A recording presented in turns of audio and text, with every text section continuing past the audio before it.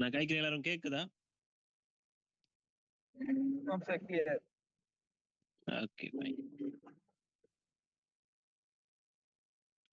சரி. அப்ப குடிவரவு குடியகல்வு திணைக்களத்துல எக்ஸாம் எதிர்நோய் கொண்டிருக்கிறீங்க. எக்ஸாம் வந்து சனிக்கிழமையா இருக்குது.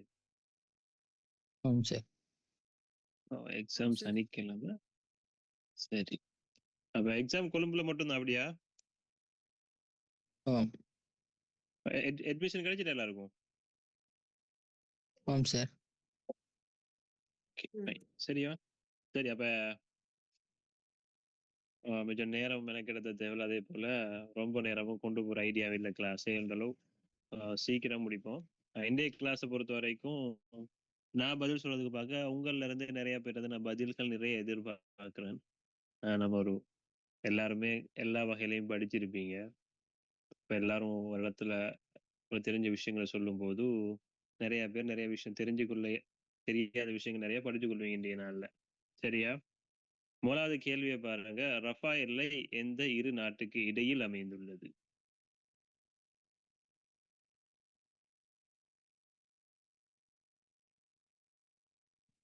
எந்த இரு நாட்டுக்கு இடையில் அமைஞ்சிருக்குது? பாலஸ்தீனத்துக்கும் எகிப்துக்கும் இடையில தான் இந்த ரஃபா எல்லை இருக்குது. அந்த இஸ்ரேலிய அந்த யுத்தம் நடந்து கொண்டிருக்கும் போது இந்த காசா பிரச்சனை போய் எல்லாருமே இந்த ரஃபா பக்கத்துக்கு தான் எல்லாருமே வந்து கொண்டிருந்தாங்க. அப்ப அந்த எகிப்துவால ரஃபா போர்டர் மூடப்பட்டுச்சு. அதே போல இஸ்ரேலியர்களாலையும் அது முற்றுகையிடப்பட்டுருச்சு. அப்ப அவங்களுக்கு எகிப்துக்கு வரக்கூடிய வாய்ப்பு இருக்கல. அப்ப எல்லாருமே அந்த இடத்துல தங்கிக்கிறாங்க. அப்ப அது ஒரு பிரச்சனைக்குரிய ஒரு இடமாக கணிக்கப்பட்ட ஒரு இடம் ஒன்றுதான் இது. அப்ப இந்தியா பாகிஸ்தானை பொறுத்த வரைக்கும் இந்தியா பாகிஸ்தானுக்கு இருக்கிற அந்த எல்லை கோட்டுக்கு என்ன சொல்றது? ராட்கிளிஃப்ஸ் லைன். அதுக்கு 2-3 பேர் இருக்குது. அதுக்கு இதுதான் இந்த ராட்கிளிஃப்ஸ் லைன் சொல்றது பொதுவாக ஏற்றுக்கொள்ளக்கூடிய ஒரு பெயர் ஒன்று தான். அப்ப கிட்டத்தட்ட இந்தியாவுக்கும் பாகிஸ்தானுக்கும் இடையில ஒரு பாரிய ஒரு மோதல் ஒரு குறிப்பிடத்தக்க ஒரு மோதல் ஒன்று ஏற்படுது. நம்ம தெற்காசிய நாடு என்ற ரீதியில நம்ம அது சம்பந்தமாகவும் தெரிஞ்சுக்கணும். அதை பஹல்காம் தாக்குதல் சொன்னாங்க. அதுக்கு இந்தியா சிந்தூர் ஆபரேஷன் ஆஃப் சிந்தூர்னு சொல்லி அவங்க அதுக்கு பதில் தாக்குதல் மேற்கொண்டிருந்தாங்க. அது எந்த பகுதியில இது நடந்தது, பிரச்சனை நடந்தது? காஷ்மீர். காஷ்மீர். அந்த மாநிலம் காஷ்மீர் தானே, ஜம்மு காஷ்மீர். ஓகே, அந்த பகுதியில தான் அந்த பிரச்சனையா நடந்தது. இந்தியா சீனா எல்லை கோட்டுக்கு எப்படி சொல்றீ?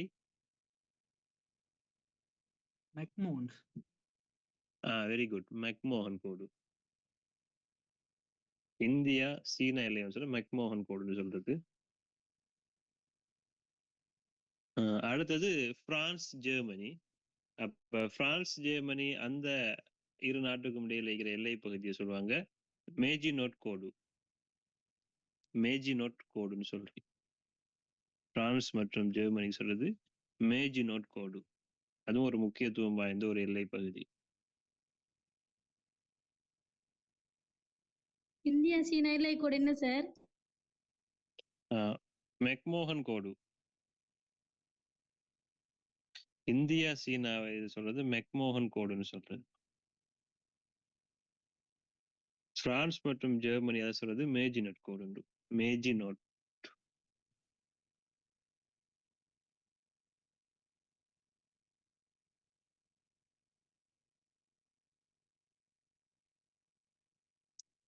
அப்ப ரெண்டாவது கேள்வி பாருங்க. நள்ளிரவில் சூரியன் உதிக்கும் நாடு எது? நோர்வே தான் அந்த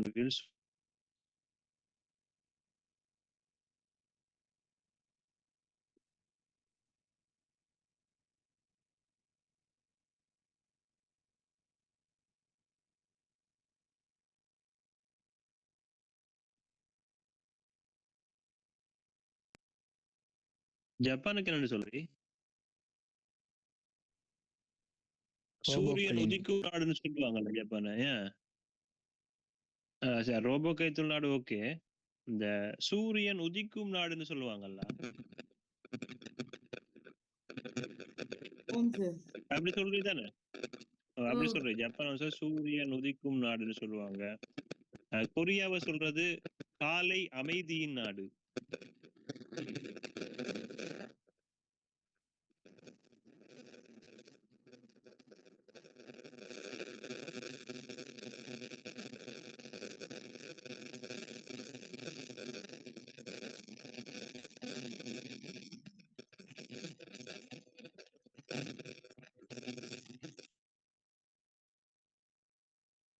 ஓகே.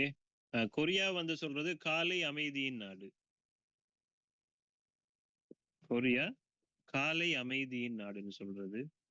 ருவண்டா நேத்து சொன்ன உங்களுக்கு 1000 மலைகளின் நாடுன்னு சொல்றது. ருவண்டா வந்து 1000 மலைகளின் நாடுன்னு சொல்றேன். சிங்கப்பூர்ல சிறப்பு பேர் என்ன?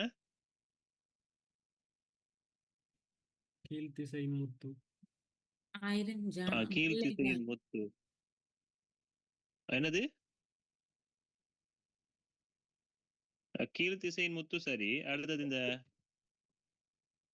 பசிபிக் பெருங்கடலின் சாவின்னு சொல்லுவாங்க. ஏன்?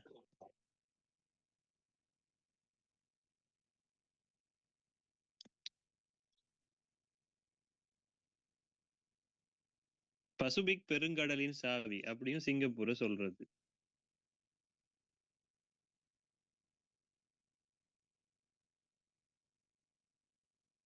பசிபிக் பெருங்கடலின் சாவின்னு சொல்லுவாங்க சிங்கப்பூரை. சரியோ? நியூசிலாண்ட சொல்லுவாங்க வெள்ளை மேகங்களின் நாடு. வெள்ளை மேகங்களின் நாடு நியூசிலாந்து. வெள்ளை மேகங்களின் நாடு நியூசிலாந்து.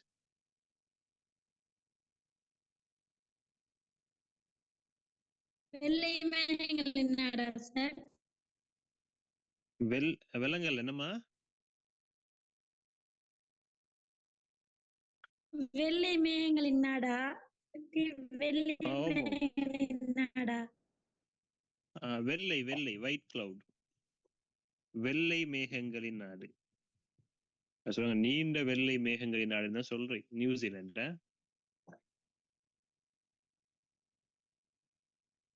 பின்லாந்துக்கு சொன்ன நேத்துனா அந்த 1000 வாவிகளின் நாடு என்று.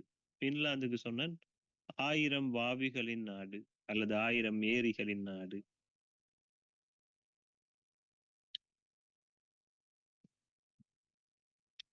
ஆஸ்திரேலியாவுக்கு சொல்லுவாங்க இந்த கங்காருவின் நாடுன்னு சொல்லுவாங்க.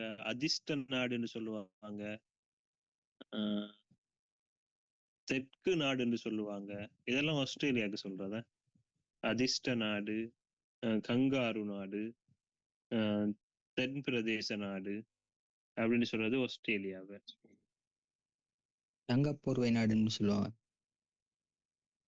Very good. என்னது? தங்கப்போர்வை நாடு. தங்கப்போர்வை. தங்கப்போர்வை நாடு. எஸ்.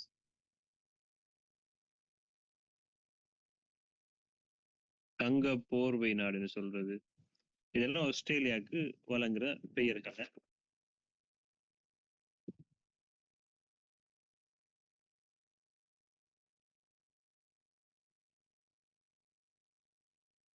ஓகே, மூன்றாவது கேள்வி பாருங்க. யுனெஸ்கோ அமைப்பின் தலைமையகம் எங்கு உள்ளது? பாரிஸ். பாரிஸ்ல இருக்குது. Paris France. பிரான்ஸ் நாட்டில் இருக்குது. பாரிஸ்ல தான் இந்த யுனெஸ்கோ அமைப்பின் தலைமையகம் இருக்குது. உங்களோட லிமிடெட் எக்ஸாம்ல கேள்வி கேட்டிருந்தாங்க. அந்த பிரான்ஸ்ல வந்து இப்படி அதிக அளவு சுற்றுலா பயணிகள் பயணிக்கிற இடம் எதுன்னு சொல்லி கேட்டிருந்தாங்க. அப்ப எந்த இடத்துக்குன்னு சொன்னா டிஸ்னி லேண்டுக்கு. டிஸ்னி லேண்டுக்கு தான் அதிக அளவு சுற்றுலா பயணிகள் வந்து பயணிக்கிறது பிரான்ஸ்ல. அப்ப வாஷிங்டன்ல என்ன தலைமையகம் இருக்குது? IMF, world bank. Very good. IMF-ம் அதே போல வேர்ல்டு பேங்க், சர்வதேச நாணய நிதியம், அதே போல உலக வங்கி. சர்வதேச நாணய நிதியம் பத்தினா நம்ம தனியை படிச்சுக்கிறோம். உலக வங்கி சம்பந்தமாகவும் சொல்லி தந்திருக்கிறேன். உலக வங்கி அதே போல IMF ரெண்டுலையுமே இலங்கை வந்து இணைந்த ஆண்டு 1950. ஆனா ஐக்கிய நாடுகள் சபையில இலங்கை போயிட்டு இணைந்தது 1955. பிரசல்ஸ் நகரத்துல வந்து ஐரோப்பிய ஒன்றியத்துல தலைமையகம் இருக்கு. அதே போல நேட்டோ அமைப்பினுடைய தலைமையகம் இது ரெண்டுமே பெல்ஜியத்துல பிரசல்ஸ் நகரத்துல இருக்குது. அடுத்தது இந்த ஜெனீவான்னு சொன்னா சுவிட்சர்லாந்துல இருக்குது. இந்த பொதுவா ஐக்கிய நாடுகள் ஸ்தாபனத்தினுடைய அதிகளவான இந்த முகவரங்களோட தலைமையகம் இருக்கிறது ஜெனீவால தான் இருக்குது. இப்ப கடல் சார்ந்த அவங்களோட ஒரு தலைமையகம் ஒன்று இருக்கு. அது எங்க இருக்குன்னு தெரியுமா?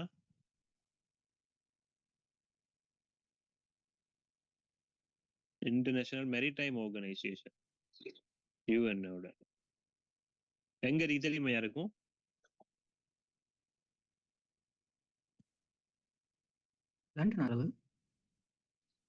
லண்டன்லயா? லண்டன்ல இருக்குது. ஓகே.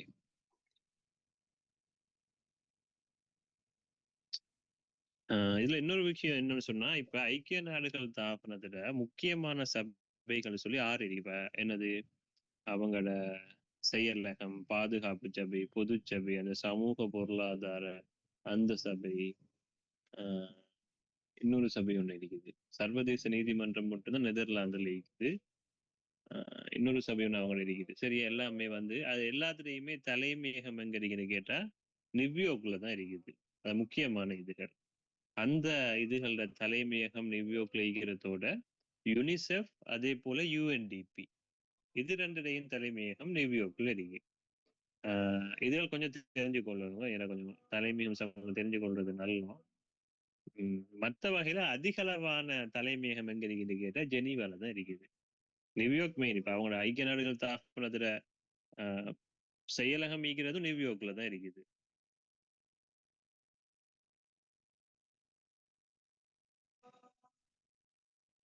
இப்ப ஐக்கிய நாடுகள் சபையில பாதுகாப்பு சபையில மொத்தம் எத்தனை உறுப்பினர்கள், எத்தனை உறுப்பு நாடுகள் இருக்குது? 15. 15. அதுல 5 வந்து வீட்டு அதிகாரம் கொண்டது. மிச்ச 10 எப்படின்னு சொன்னா, இந்த 2 வருடங்களுக்கு ஒரு தடவை அவங்களோட உறுப்புரிமை வந்து புதுப்பிக்கப்பட்டு கொண்டு வேற வேற நாடுகளுக்கு வழங்கப்படுமே. ஒரு 2 நிமிஷம் பொறுங்க, இந்த வாங்க முடியட்டுமே.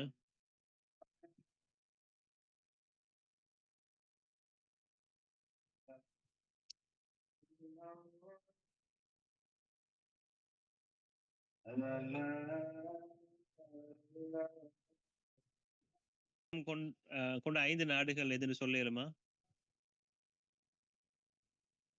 வீட்டு அதிகாரம் பெற்ற நாடுகள் அமெரிக்கா உண்டு, ரஷ்யா,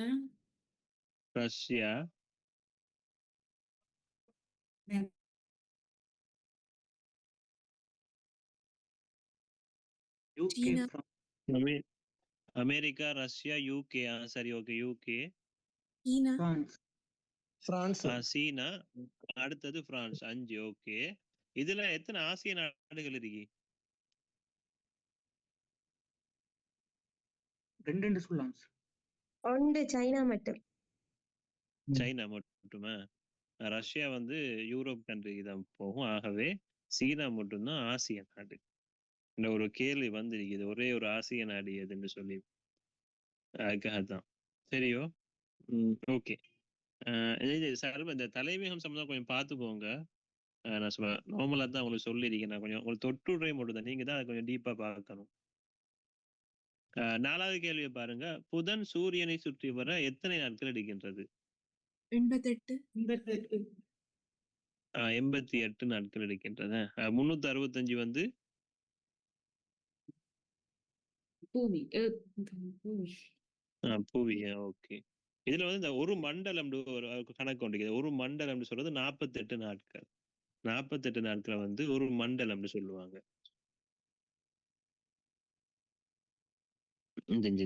இந்த சுழற்சி அடிப்படையில ஒரு மண்டலம்னு சொல்றது 48 நாட்களை சொல்றது. சரியோ?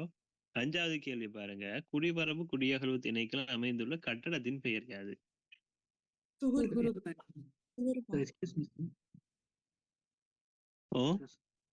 அதிக நாட்கள் எடுக்கிறது சார். அதிக நாட்கள் எடுக்கிறது தூரத்துல இருக்குது. எது பாருங்களேன், தூரத்துல எது? சூரியன்ல இருந்து தூரத்துல இருக்கிற கோள் எது? Uranus, Neptune. எது?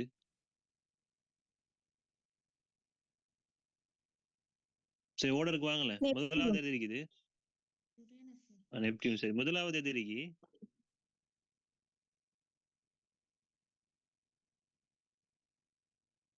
முதலாவது இருக்கிற கோள் எதுமா? சூரியனுக்கு பக்கத்திலேயே புதன். புதன் புதன் புதன். நீங்க மிச்சம் யோசிக்கிறீங்க, எனக்கு விளங்க மாட்டேங்குது. சரியா? அப்ப புதன், அதன் பிறகு வெள்ளி, அதுக்கு போற புவி, அங்கால செவ்வாய். அப்படித்தானே? அந்த அந்த ஆர்டருக்கு போகும். கடைசியா யுரேனஸ், அதுக்கு பிறகு நெப்டியூன். அந்த ஆர்டருக்கு முடியும். சரியோ? இப்ப குடிவரவு குடியகழ்வு திணைக்கு அமைந்துள்ள கட்டடத்துல பேர் வந்து துகுரு பாயன். இதுல இருக்கிற செட்சிரி பாயன்னு சொல்றது எதுல? சுகாதார அமைச்சு. சௌசிரி பாயத்தான் சுகாதார அமைச்சாக்குமா? சரி கல்வி அமைச்சு. இசுறு பாயதான் கல்வி அமைச்சு. இசுறு பாயதான் கல்வி அமைச்சு. சரி, செட்சிரிப்பா என்று சொல்றது போக்குவரத்து, திட்டமிடல், கொள்கை அமுலாக்கல் அமைச்சு. சரியா? இதெல்லாமே செட்சிரிப்பாயில இருக்குது. சம்பத் பாய் என்று சொல்றது காணி அமைச்சர். காணி அமைச்சிருக்கிற கட்டடம் வந்து சம்பத் பாய். பிரதமர் வசிக்கிற இடத்தை என்னன்னு சொல்றது? அலரி மாளிகை. அலரி மாளிகை. ஓகே. பாராளுமன்ற உறுப்பினர்கள் தங்குற இடத்தை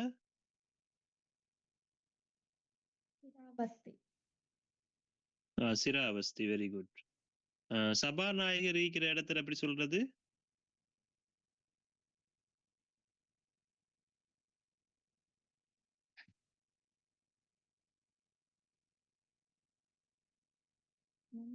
மும்தாஜ் மஹால்னு சொல்லுவாங்க. மும்தாஜ் மஹால். மும்தாஜ் மஹால். ஓகே. சௌசிரி பாய வந்து சுகாதார அமைச்சு. இசுரு பாய தான் கல்வி அமைச்சேன். எல்லாம் பாயன்னு தான் முடியும் பொதுவாகவே. அந்த அமைச்சுக்கள் இருக்கிறது எல்லாமே. பாராளுமன்ற உறுப்பினர்கள் தங்குற அந்த இடம் என்ன சார்? சிராவஸ்தி.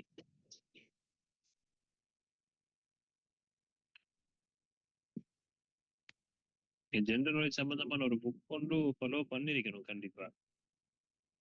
அது துணை புரியும் உங்களோட எக்ஸாமுக்கு. உங்களை எப்படியும் பேப்பரை பொறுத்தவரை ஒரு 4 கேள்வி அல்லது 5 கேள்வி தான் உங்களோட டிபார்ட்மெண்ட் சம்பந்தப்பட்ட கேள்வி எல்லாம் இருக்கு. மற்ற எல்லாமே பொது அறிவா தான் இருக்குமே. அப்ப 6வது கேள்வி பாருங்க. குடிவரவு குடியகழ்வு திணைக்களத்தின் அவசர தொலைபேசி இலக்கம் யாது? 1962. 1962. ஓகே, அது சரியா? 1962. அப்ப 1919 சொல்றது அரசு தகவல் திணைக்களத்தினுடைய தொலைபேசி இலக்கம். இந்த ஐசிடி என்றாலும் பிரச்சனை இல்லை. அரசு தகவல் திணைக்களத்துல தொலைபேசி இலக்கம்.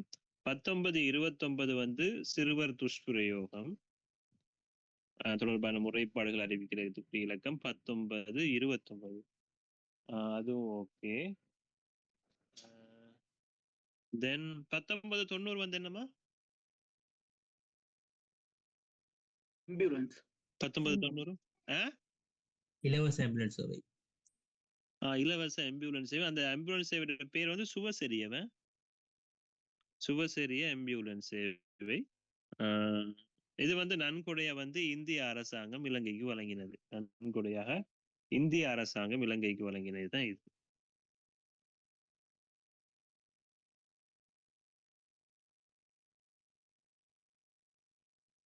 அப்ப 7வது கேள்வி பாருங்க. இலங்கையில் இம்முறை நடைபெற்றது எத்தனையாவது சனத்தொகை கணக்கெடுப்பு? 15வது சனத்தொகை கணக்கெடுப்பு. ஓகே. அப்ப இலங்கையில நடைபெற்ற முதலாவது சனத்தொகை கணக்கெடுப்பு எத்தனையாம் ஆண்டு? 1871. 1871ஆம் ஆண்டு தான் இலங்கையில முதலாவது சனத்தொகை கணக்கெடுப்பு மேற்கொள்ளப்பட்டது. அப்ப இலங்கையில காணப்படும் மக்கள் தொகை வந்து 2.4 மில்லியன் மக்கள். 2.4 மில்லியன் மக்கள் தான் அந்த காலத்துல இலங்கையில இருந்தாங்க. ஆனா இப்ப இந்த 15வது தரவுப்படி இலங்கையில வந்து 21.76 மில்லியன் மக்கள் இருக்கிறதா அந்த ரிப்போர்ட் வந்து கொடுக்கப்பட்டிருக்குது. இதுல அதிக அளவு சனத்தொகை கொண்ட மாவட்டமா கம்பஹா மாவட்டமும், குறைந்த அளவு சனத்தொகை கொண்ட மாவட்டமா எந்த மாவட்டம் சொல்லப்பட்டிருக்குது? முல்லைத்தீவு மாவட்டமும் குறிப்பிடப்பட்டிருக்குது. இலங்கை கிரிக்கெட் அணிக்கு டெஸ்ட் அந்தஸ்து கிடைத்த ஆண்டு யாது? 1980. 1980. இல்ல அது ஒபிஷியலா வந்து இலங்கைக்கு கிடைச்சது இல்ல பதில் இல்ல உண்மையா 1981 தான் இலங்கைக்கு ஒபிஷியலா கிடைச்சது சரியா. ஆனா 1981ஆம் ஆண்டு தான் இலங்கைக்கு டெஸ்ட் அந்தஸ்து கிடைச்சது. ஆனா இலங்கை வந்து முதலாவது டெஸ்ட் மேட்ச் எப்ப விளையாடுறாங்கன்னு சொன்னா 1985ஆம் ஆண்டு. 85ஆம் ஆண்டு தான் அவங்க வந்து டெஸ்ட் மேட்ச் முதலாவது மேட்ச் விளையாடுறாங்க, இந்தியாவோட விளையாடுறாங்க சரியா. அப்ப இல்ல நீங்க டெஸ்ட் அந்தஸ்து கிடைச்சது 1981 எழுதுங்க, மார்க் பண்ணுங்க 1981. ஆனா அவங்க முதலாவது மேட்ச் விளையாண்டது 1985ல. இப்ப அண்மையில கிரிக்கெட்ல இருந்து ஓய்வு பெற்றவர் யார் இலங்கை வீரர் டெஸ்ட் போட்டிகள்ல இருந்து? Angelo Matthews. ஆஞ்சலோ மேத்யூஸ் அண்மையில வந்து கிரிக்கெட் போட்டிகள் வந்து ஓய்வு பெற்றாரு. இலங்கை 2014ஆம் ஆண்டு T20 சாம்பியன் பெற்றது, லசித் மாலிங்க கேப்டன். அதே போல 1996ஆம் ஆண்டு வேர்ல்ட் கப் சாம்பியனா வேர்ல்ட் கப் சாம்பியன் பட்டத்தையும் இலங்கை வந்து பெற்றுக்கொண்டது. அப்ப அர்ஜுன ரணதுங்க அப்ப டீம்ல கேப்டனா இருந்தாரு. 9வது கேள்வி பாருங்க, பானந்துர விவாதத்துக்கு தலைமை தாங்கிய பௌத்த பிக்குவின் பெயர் யாது? நீங்க இந்த வரலாறு பாடத்துல ஸ்கூல் போற காலத்துல எல்லாரும் படிச்சிருந்திருப்பீங்க, இந்த ஐம்பெரும் விவாதம்னு சொல்லி படிச்சிருப்பீங்க. அப்ப அந்த வத்தேகம விவாதம், வராகுட விவாதம், உதம்பிட்ட, கம்பளை விவாதம், பானந்துரை விவாதம், இப்படி ஐம்பெரும் விவாதங்கள். இதுல 1873ஆம் ஆண்டு இறுதியா நடைபெற்றது இந்த பானந்துர விவாதம். 1873 இறுதியா நடைபெற்றது இந்த பானந்துர விவாதம். அதுக்கு முன்னுக்கு 1871ல கம்பளை விவாதம் மேற்கொள்ளப்பட்டது. முதலாவது விவாதம் வந்து வத்தேகம சரியா, முதலாவது விவாதம் வந்து வத்தேகம. அப்ப இதுக்கு தலைமை தாங்கிய பௌத்த பிக்கு யாருன்னு கேட்டா குணானந்த தேரர்.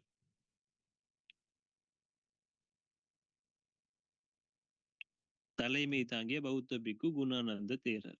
Very simple. ஆனா இப்படி வச்சு பார்க்க போக்குல குணானந்த தேரர் அவரை தானே தேரர்னு தந்திக்கிறாங்க, அப்ப அவர் அதை ஈக்கணும் அப்படின்னு ஒரு பதிலுக்கு போகலாமா? நம்ம எக்ஸாம் டைம்ல இந்த இப்படி லேசா சில டைம்ல பதில் இருக்கும், ஆனா நம்ம யோசிப்போம் அப்படியெல்லாம் இவன் லேசா விட காண்ற மாதிரி இவன் தர மாட்டானு அப்படின்னு நம்ம கொஞ்சம் கஷ்டமா எல்லாம் யோசிக்க போவோம். சம்டைம் உங்களுக்கு லேசா கண்டுபிடிக்கிற மாதிரி இருந்தா அந்த விடைக்கு போயிருக்கு சரியா. அப்ப ஹென்ரி ஸ்டீல் ஒல்கோட் யாரு?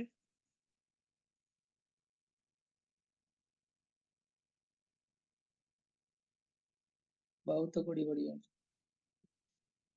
விலங்கல்ல, பௌத்த கொடிய வடிவமைச்சர். பௌத்த கொடிய வடிவமைச்சாரு. சரி சரியா. அதே போல இவர் என்னன்னு சொன்னா இந்த பௌத்த மதத்துக்கு பாரிய தொண்டாற்றிருக்காரு இந்த ஹென்ரி ஸ்டீல் ஒல்கோட். இவர் வந்து அமெரிக்கன், இலங்கையில வந்து பௌத்த சமயத்துக்கு பாரிய தொண்டாற்றிய ஒரு நபர். இவரை வந்து இந்த ஒரு சிறப்பு பேரனை வெள்ளை பௌத்தன் அப்படின்னு சொல்லிக்கிறாங்க. ஹென்ரி ஸ்டீல் ஒல்கோட் வெள்ளை பௌத்தர்.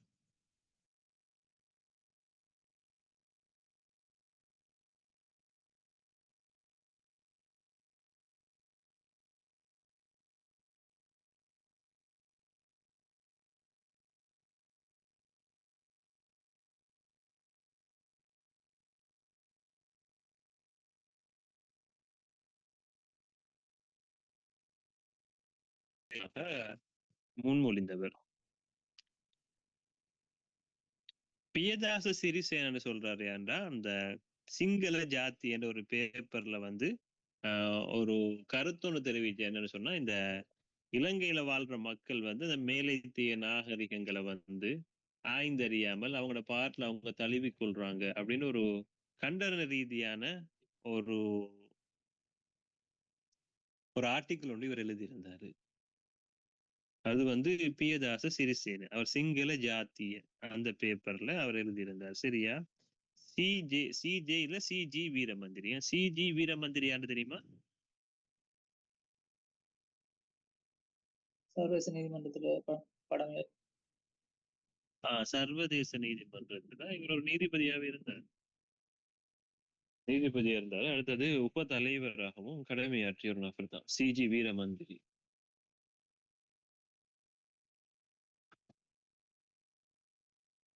சார் எக்ஸ்கியூஸ் மீ, சொல்லுங்க. அந்த ஐம்பெரும் விவாதங்களோட பேர்களை கொஞ்சம் திருப்ப சொல்லுவீங்களா? முதலாவது வந்துமா வத்தேகம விவாதம். அதுக்கு போறோம் வத்தேகம உதம்பிட்ட வராகொட கம்பலை கடைசியதான் பானந்துரை விவாதம்.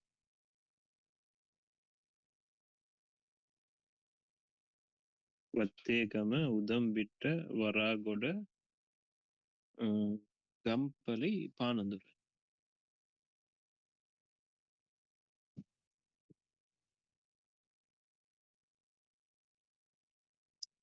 ஓகே, 10வது கேள்வி பாருங்க. அபிசீனியா என்ற நாட்டின் தற்போதைய பெயர் என்ன? Ethiopia. Ethiopia. Okay, very good. Ethiopia. Iran நாட்டோட பழைய பெயர் வந்து பாரசீகம்னு சொல்லுவாங்க. பாரசீ.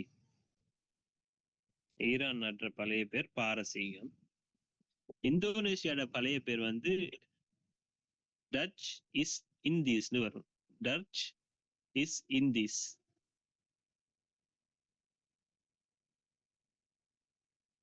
Touch east Indies. ஈராக்ட பழைய பேர் என்ன?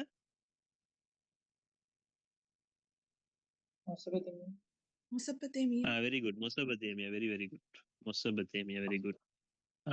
மியான்மர் பழைய பெயர் பர்மா. பர்மா. சிம்பாப்வேல பழைய பெயர் ரொடீசியா. Very good. அதே போல தாய்லாந்தோட பழைய பெயர் வந்து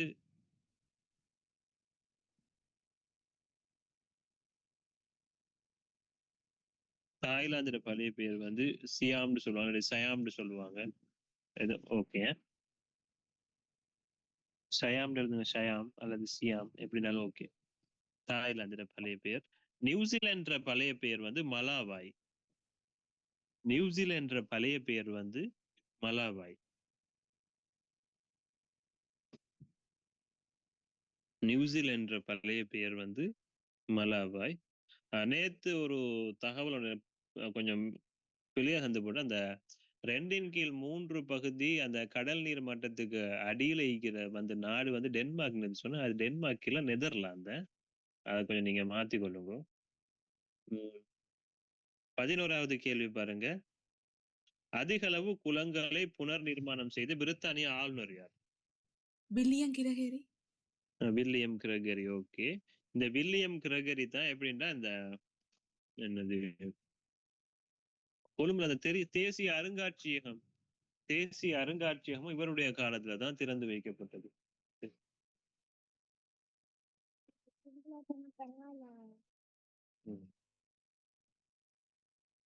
ஓகே, சரியோ. அப்ப அந்த தேசிய அருங்காட்சியகம் இவருடைய காலம் திறக்கப்பட்டது. ஹென்ரி வோர்ட் வந்து புகையிரத பாதைகளை புனர் நிர்மாணம் செஞ்சு, ஜோர்ஜ் ஹென்ரி வோர்ட் வந்து புகையிரத பாதைகளை புனர் நிர்மாணம் உருவாக்கின. அவர் தான் ஆரம்பித்தவர. புகையிரத பாதைகள் அபிவிருத்தி அவரோட காலத்துல தான் ஆரம்பிக்கப்பட்டது. Henry word. எட்வர்ட் பார்ன்ஸுடைய காலத்துல பெருந்தெருக்கள். எட்வர்ட் பார்ன்ஸுடைய காலத்துல பெருந்தெருக்கள் விருத்தி செய்யப்பட்டது. ராபர்ட் பிரவுன்ரிக் தெரிஞ்சிருக்கு உங்களுக்கு. அவருடைய காலத்துல அந்த கண்டி வந்து கைப்பற்றப்பட்டது. ராபர்ட் பிரவுன்ரிக் உடைய காலத்துல தான் கண்டி வந்து கைப்பற்றப்படுது. உங்களுக்கு எல்லாம் தெரியும் தான். இப்ப இந்த இலங்கையுடைய முதலாவது பிரித்தானிய ஆளுநர் யாரு? Friedrich north. ஓகே, அப்ப இலங்கையினுடைய முதலாவது ஆளுநர் நாயகம் யாரு? ராபர்ட் பிரவுன்ரிக். ஆளுநர் நாயகம் ஹென்றி மோங்க் மேசன் மூர். அவர் தான் ஆளுநர் நாயகம் இருந்தாரு. ஹென்றி மோங்க் மேசன் மூர் அவர் தான் ஆளுநர் நாயகம் இருந்தாரு. முதலாவது ஜனாதிபதி தான் வில்லியம் கோபல்லாவை முதலாவது ஜனாதிபதி வில்லியம் கொபல்லாவை, அதே போல இலங்கையினுடைய இறுதி ஆளுநர் நாயகமும் வில்லியம் கொபல்லாவை தான். அப்ப இதுக்கு முன்னுக்கு நான் சந்திக்கிறேன், இந்த இலங்கையில முதலாவது ஆளுநர் நாயகமாக கடமையாற்றிய இலங்கையர் யார் ஒரு கேள்வியும் கேட்டேன். சொல்லிடுமா இலங்கையர் யாரு?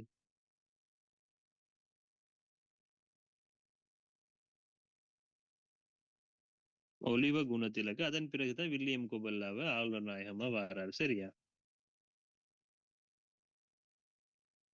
பெட்ரிக் நோத்தா நீங்க சொன்னீங்க இலங்கையினுடைய முதலாவது ஆளுநர்னு சொன்னீங்க.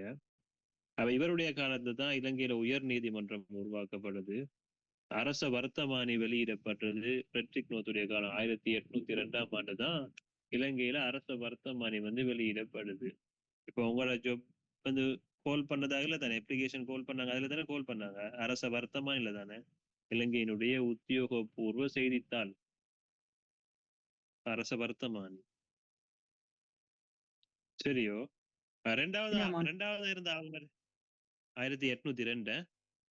ரெண்டாவது இருந்த ஆளுநர் யாரு?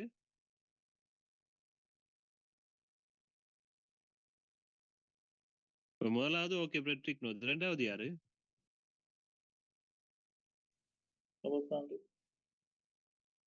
ராபர்ட் பிரவுன்ட்ரிக். மூணாவது அவருடைய ராபர்ட் பிரவுன்ட்ரிக் காலத்துல தான் கண்டி கைப்பற்றப்படுது. ரெண்டாவது இருந்ததுக்கு தோமஸ் மெய்ட்லண்ட்.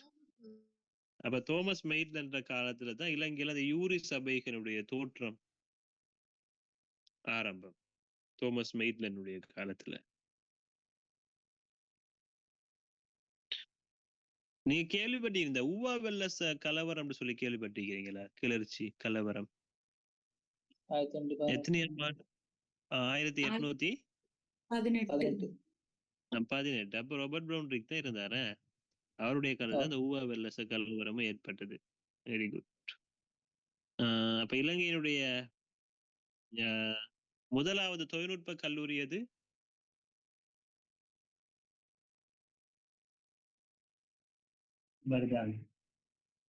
மரதான டெக்னிக்கல் காலேஜ், மரதான தொழில்நுட்ப கல்லூரி. இது 1893ஆம் ஆண்டு உருவாக்கப்பட்டது. அப்ப யார் இலங்கையில இருந்ததுன்னு கேட்டா வில்லியம் ஹெவ்லாக். இப்ப நாம சொல்றோமே இப்ப கொழும்புல இது ஹெவ்லாக் சிட்டின்னு எல்லாம், அந்த பேர் அங்கன்னா இது வில்லியம் ஹெவ்லாக் தான் அப்ப இருந்த ஆளுநர்.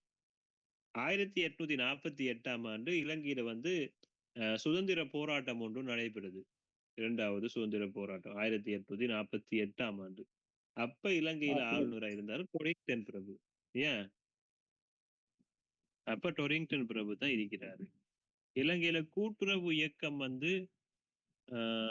யாருடைய காலத்துல சொன்னா மெக்கலமுடைய காலத்துல தான் படிச்சிருப்பீங்க. குரு மெக்கலம் யாப்புண்டலாம்.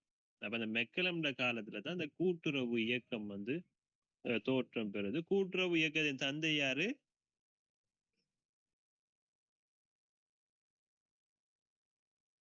கூட்டுறவு இயக்கத்தின் தந்தை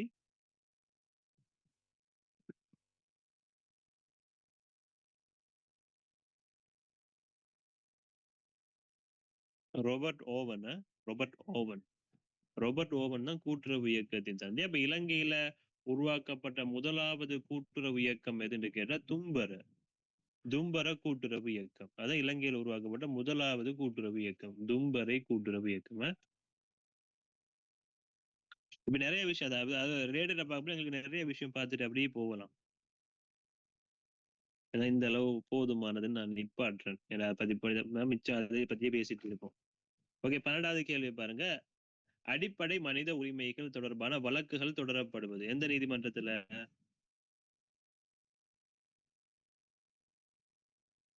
அடிப்படை மனித உரிமைகள் தொடர்பான வழக்கு எந்த நீதிமன்றம்மா? மேல் நீதிமன்றம்.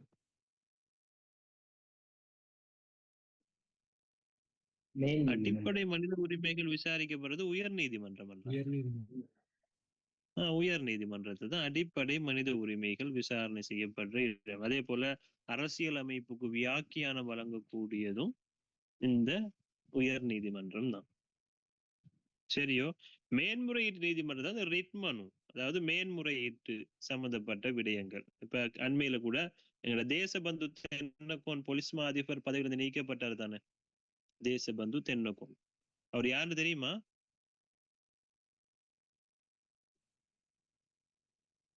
தேசபந்து தென்னகோன் முன்னாள் போலீஸ் மா அதிபர். அப்ப அவர் பதவி நீக்கப்பட்ட டைம் அவர் மூலமா ரிட் மனு மேன்முறையீட்டு நீதிமன்றத்துக்கு தான் தாக்கல் செய்யப்பட்டது. சரியா? ஓகே. 13வது கேள்வி பாருங்க. சார்பு கொள்கையை அறிமுகம் செய்த நபர் யார்? Albert Einstein. Albert Einstein. நேத்து நான் சொல்லியிருந்தேன். இப்ப சார்ல்ஸ் டார்வின் என்னன்னா கூர்ப்பு கொள்கை.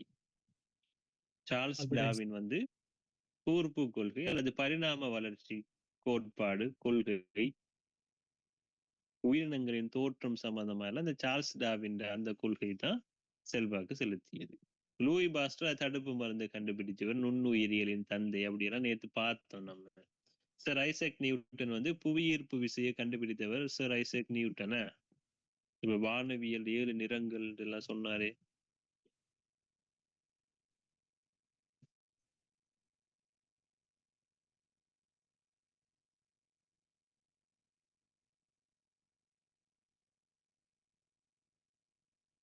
சரி. 14வது கேள்வி பாருங்க. எதுவும் எழுத இல்லைண்டா, இல்லாட்டி மிஸ் ஆகினா நீங்க இந்த யாரா இருந்தாலும் பரவாயில்ல, எனக்கு வாய்ஸ் நோட்ல கேளுங்க. திரும்ப நீங்க கதைச்சு கேளுங்க, அப்புறம் திரும்ப சொல்லுவேன். ஓகே. 14வது கேள்வி பாருங்க. குடிவரவு குடியகல்வு திணைக்களம் ஆரம்பிக்கப்பட்ட ஆண்டு எது? 1949. 1949ஆம் ஆண்டு. அது ஆரம்பிக்கப்பட்ட இடம் எங்க?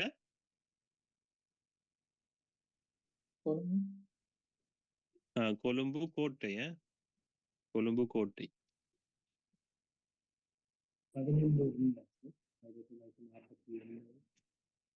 15வது கேள்வி பாருங்க. நேரு கொத்தலாவல ஒப்பந்தம் நடைபெற்ற ஆண்டு யாது? 1954ஆம் ஆண்டு தான் அந்த நேரு கொத்தலாவல ஒப்பந்தம் மேற்கொள்ளப்படுது. 1964 என்ன ஒப்பந்தம் மேற்கொள்ளப்பட்டது?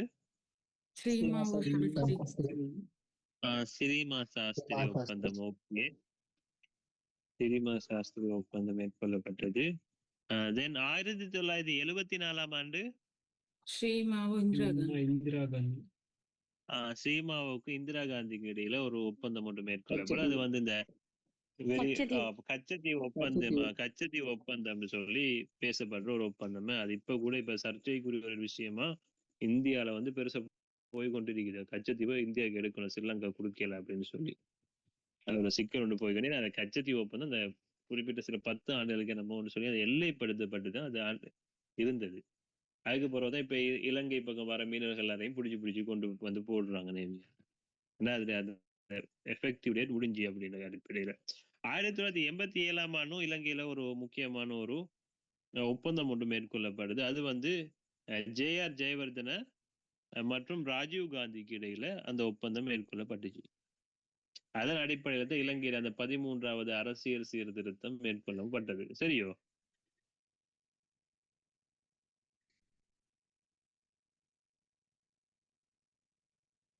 ஆ 16வது கேள்வி. குடிவரவு குடியகல்வு திணைக்கள தலைவரது பதவி பேர் என்ன? கட்டுப்பாட்டாளர் நாயகம். கட்டுப்பாட்டாளர் நாயகம். Very good. 17வது கேள்வி. எஸ். 17வது கேள்வி. The art of the deal, சுயசரிதை யாரோடு தொடர்புடையது? Donald Trump. Okay, very good. Winston Churchill நம்ம சொன்னோம் நேத்து, கெதரிங் ஸ்டோம் என்ற நூல் அவர் எழுதினை. பராக் ஒபாமாட நூல் எதுன்னு தெரியுமா?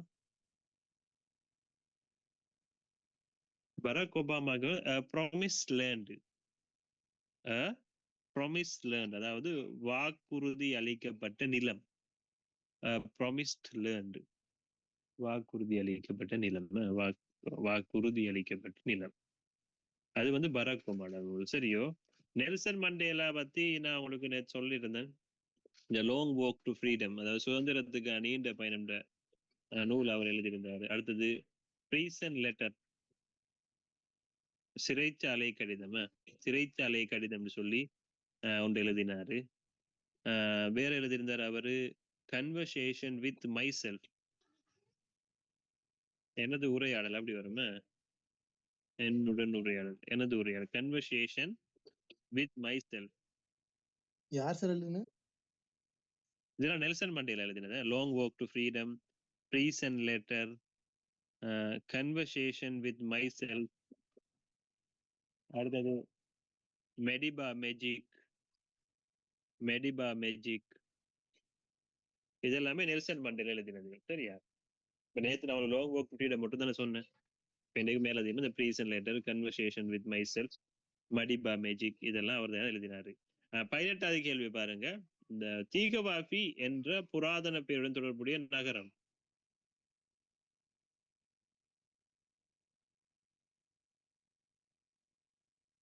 தீகவாபி என்ற புராதன பெயருடன் தொடர்புடைய நகரம் எதுமா? புலனறுவ. புலனறுவைக்கு சொல்றது ஜனநாதபுரம்னு சொல்லுவாங்க.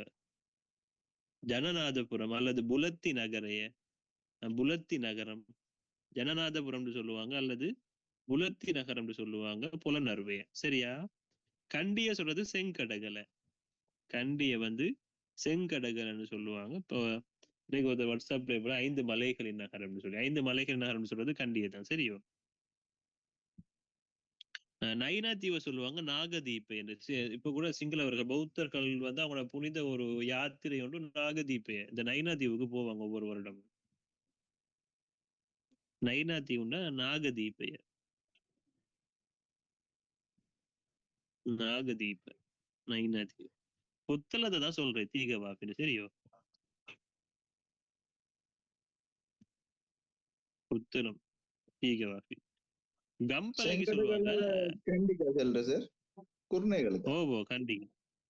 கண்டி கண்டி.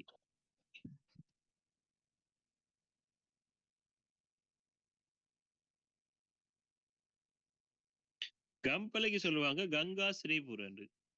கம்பலைக்கு சொல்றது கங்கா சிரிபுர.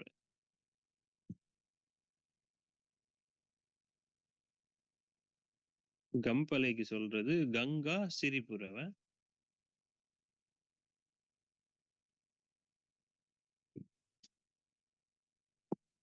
சார், ஓ அந்த குடிபரவக்கூடிய அளவு திணைக்களத்துக்கு இப்ப பொறுப்பாகக்கூடிய அமைச்சு எது சார்? அதுல இப்ப அமைச்சர், அந்த அமைச்சருக்கு இடம் அது கொஞ்சம் சொல்லிடுங்க. சொல்றேனா இந்த பேப்பர் நீக்கி பாப்போம். சரியா? சரி சார். ஓகே. 19வது கேள்வி பாருங்க. நவீன வானியல் விஞ்ஞானத்தின் தந்தை எனப்படுபவரும் புவி கோள வடிவமானது, ஏனைய கோள்கள் சூரியனை சுற்றி வருவதாகவும் கண்டுபிடித்தவர் யாரு? நவீன வானியல் விஞ்ஞானத்தின் தந்தை வந்து யாரு? Nicolaus Copernicus. சரியா? Nicolaus Copernicus. ஜோஹானஸ் கெப்லர் வந்து சொன்னாரு, இந்த கோள்கள் வந்து இந்த நீள்வட்ட பாதையில சுற்றுகிறது, சூரியனை வந்து கோள்கள் வந்து நீள்வட்ட பாதையில சுற்றுகிறது என்று சொல்லி ஜோஹானஸ் கெப்லர் சொன்னாரு. கலிலியோ கலிலிய வந்து கலிலியோ கலிலி வந்து இந்த தொலைநோக்கியை கண்டுபிடித்தவர் தான் கலிலியோ கலிலி. தொலைநோக்கியை கண்டுபிடித்தார்.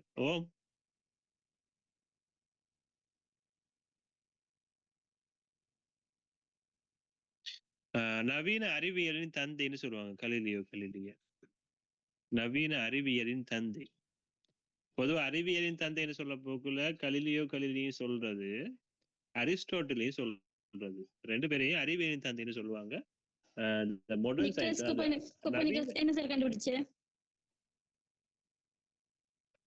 நிக்கலஸ் கோப்பர்னிக்கஸ் தான் அந்த கேள்விக்கு பதில் அம்மா. அந்த 19வது கேள்விக்குரிய பதில் தான் நிக்கலஸ் கோப்பர்னிக்கஸ். சரி, ஓகே. சரியா? கலிலியோ கலிலி வந்து தொலைநோக்கியை கண்டுபிடித்தார்னு சொன்னேன். அடுத்து நவீன அறிவியலின் தந்தை என்று சொல்லி கலிலியோ கலிலியோ சொல்லப்பட்டிருக்கு.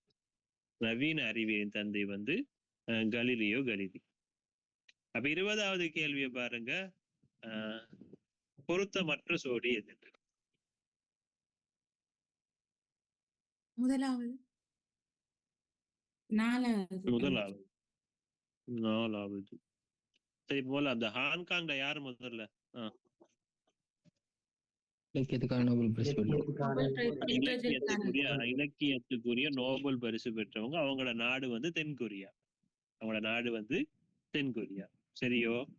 நிஹோன் ஹிட்டங்கியோன்னு சொல்றவர் சமாதானத்துக்கான நோபல் பரிசு பெற்றவர். அவர் ஜப்பான் நாட்டை சார்ந்தவர். சரி. பைத்தகரஸ்ன்னு சொல்றது கணிதம். கணிதத்தோட தொடர்பு. பைத்தகரஸ் தேற்றம் எல்லாம் இருக்குதல்ல, அப்ப அது கணிதத்தோட தொடர்புடைய, அதுவும் ஓகே. பிளேட்டோ வந்து அரசியல் சம்பந்தப்பட்ட ஒரு நபர். அவர் தான் பிளேட்டோ இந்த குடியரசு நூல் எல்லாம் எழுதினாரு. ஆகவே அவர் வந்து அரசியலுக்கு தான் பொருத்தமானார், வரலாறுக்கு அல்ல. நம்ம வரலாறுல அவரை படிக்கிறோம், அவ்வளவுதான். சரியா? 21வது கேள்வியை பாருங்க. நெற்செய்கை அதிக அளவில் இடம்பெறும் மாவட்டம் யாது?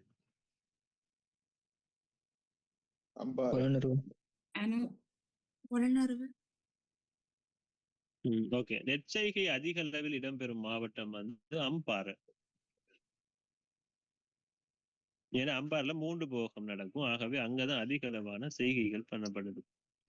அனுராதபுரம் வந்து நிலத்துல பெரிய நிலம்னு கேட்டா அது அனுராதபுரம் நமக்கு அதை கொடுக்கும். ஆனா நெற்செய்கையில அதிக அளவு விளைச்சல் தரது வந்து அம்பாறை. சரியோ? விலங்கல்ல. அன்றாதபுரம் வந்து 2வது இடத்துல இருக்கின்ற ஒரு புக்ல படிச்சேன். அன்றாபுரம் 2வது, முதலாவது இடம் வந்து அம்பாறை.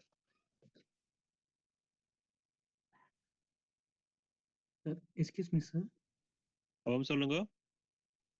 அதிக விளைச்சல தார போகும்போது பேப்பர்ல இப்ப நம்ம சிறு போகம் பெரும் போகம்னு சொல்லி 2 போகம் தான் இருக்குது.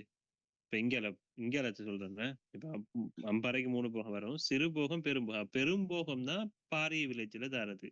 பெரும்போகம்னு சொல்றது எந்த காலப்பகுதின்னு சொன்னா அந்த இலங்கைக்கு வடகீழ் பருவக்காற்று மழை கிடைக்குது தானே.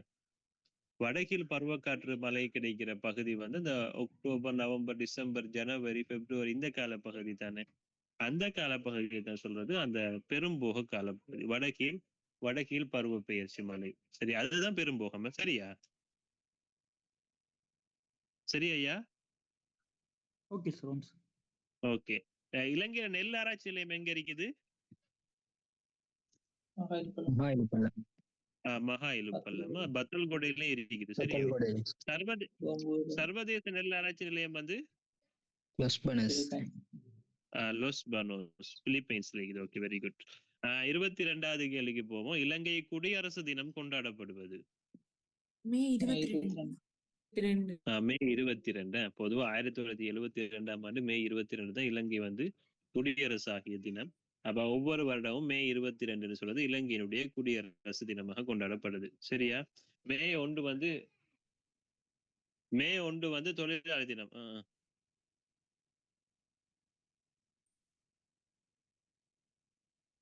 மே 1 வந்து தொழிலாளர் தினம் தானே. சொல்லுங்க. 19, 20, 21க்கு ஆன்சர் சொல்லுங்க. 19க்கு முதலாவது, 20வதுக்கு 4வது, 21வதுக்கு 2வது, 21க்கு வந்து 2வது, 22க்கு 3வது பதில். இலங்கை குடியரசு தினம் வந்து மே 22. ஓகே. மே 3 சொல்றது என்னன்னு சொன்னா உலக ஊடக சுதந்திர தினம். மே 3 வந்து உலக ஊடக சுதந்திர தினம்.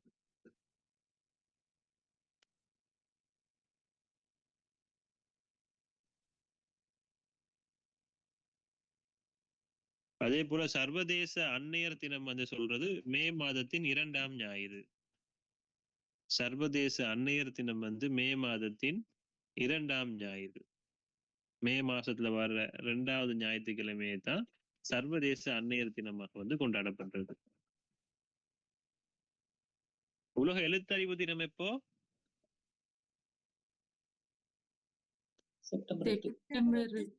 செப்டம்பர் 8 உலக எழுத்தறிவு தினம். ஓகே. அதே போல ஐக்கிய நாடுகள் தினம்னு சொல்றது அக்டோபர் 24. ஐக்கிய நாடுகள் தினம்னு சொல்றது அக்டோபர் 24. இப்ப அண்மையில அறிமுகப்படுத்தினாங்க இலங்கையர் தினம். இலங்கையர் தினம் எப்ப? அக்டோபர் 23. Okay, very good. 23வது கேள்வி பாருங்க. கண்டல் தாவர அருங்காட்சியகம் காணப்படும் இடம் யாது?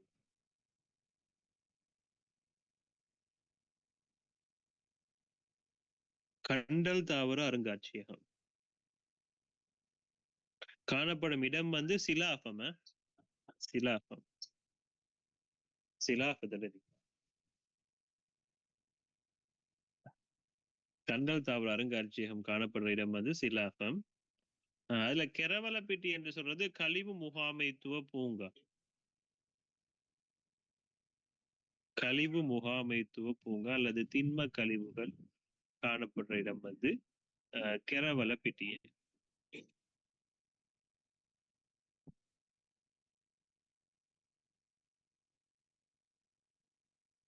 இந்த கழிவுல இருந்து மின்சாரம் பெறப்பட்ட ஒரு இடமாவும் இந்த கெரவலப்பிட்டியை கூறப்படுது. சரியோ?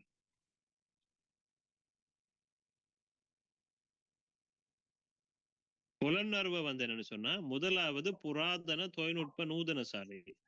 புலனறுவையில தான் முதலாவது புராதன தொழில்நுட்ப நூதன சாலை அமைக்கப்பட்டது. முதலாவது புராதன தொழில்நுட்ப நூதன சாலை அமைக்கப்பட்டது அங்கதான். முதலாவது புராதன தொழில்நுட்ப நூதன சாலை அமைக்கப்பட்டது அங்க. அடுத்த கந்தப்பலைய பறையல கந்தப்பலை.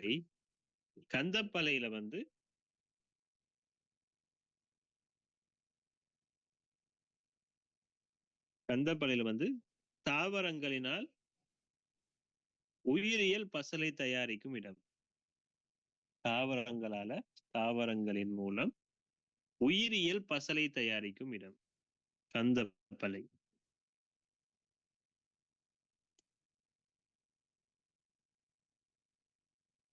தாவரங்களினால் உயிரியல் பசலை தயாரிக்கும் இடம். இப்ப உங்களுக்கு பேசிக்கான விஷயங்கள் தெரியும் தானே. இப்ப தேயிலை ஆராய்ச்சி நிலையம் எங்க இருக்குது, வேற என்னது, ரப்பர், தென்னை, அடுத்தது கருவா. இதெல்லாம் நான் உங்களுக்கு சொல்லி தந்துட்டேன். சொல்லி திரும்ப பேச தேவையில்ல. 24வது கேள்வி பாருங்க. பாராளுமன்ற முறையை உலகிற்கு அறிமுகம் செய்த நாடு எது? பிரித்தானியா. பிரித்தானியா தான் உலகுக்கு பாராளுமன்ற முறையை அறிமுகப்படுத்திய நாடு. உண்மைதான். அதுல ஜூன் 30 சொல்றது சர்வதேச பாராளுமன்ற தினம். ஜூன் 30 சொல்றது சர்வதேச பாராளுமன்ற தினம்.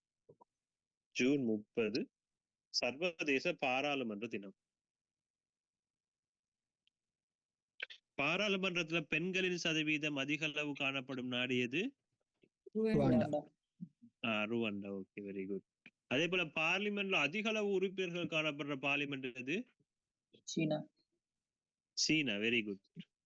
அதே போல உலகின் மிகவும் பழைமையான பாராளுமன்றம் ஐஸ்லாந்து நாட்டுல இருந்தது.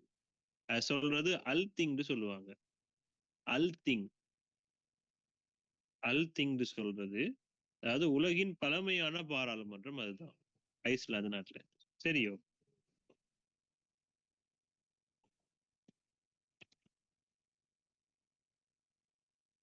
சரி, அந்த 23க்கு 2வது பதில் அம்மா சிலாபம். நீண்ட அரசியல் அமைப்பை கொண்ட நாடு எது? இந்தியா. இந்தியா. ஓகே. 25வது கேள்வி பாருங்க. சீனா.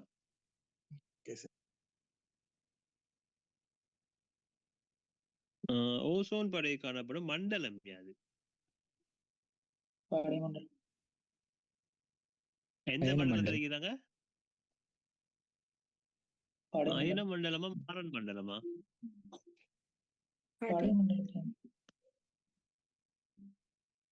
மாறன் மண்டலம் அல்ல.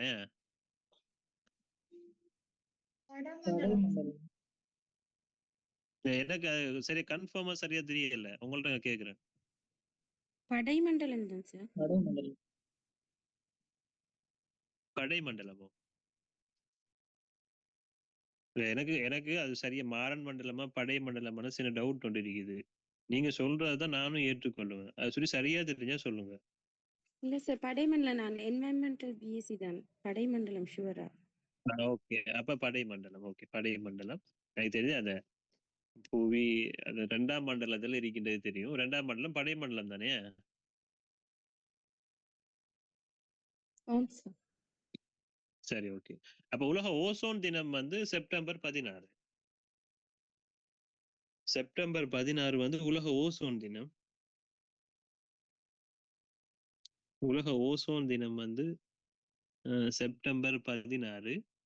இந்த ஓசோன் அதுல அந்த ஓசோன்ல தடிப்பை அளக்குற அலகு வந்து ஓசோன் படையில தடிப்பை அளவிடுவது, அந்த தடிப்பை வந்து அளவிடும் அலகு வந்து சொல்லுவாங்க தோப்சன் அலகுன்னு சொல்றது. தோப்சன் அலகு. தோப்சன் அலகுன்னு சொல்லுவாங்க. சரி, அதுல தடிப்பை அலகுக்கு தோப்சன் அலகு. ஓகே. 26வது கேள்வி பாருங்க. விட்டமின் சியின் ரசாயன பெயர் யாது? ascorbic acid.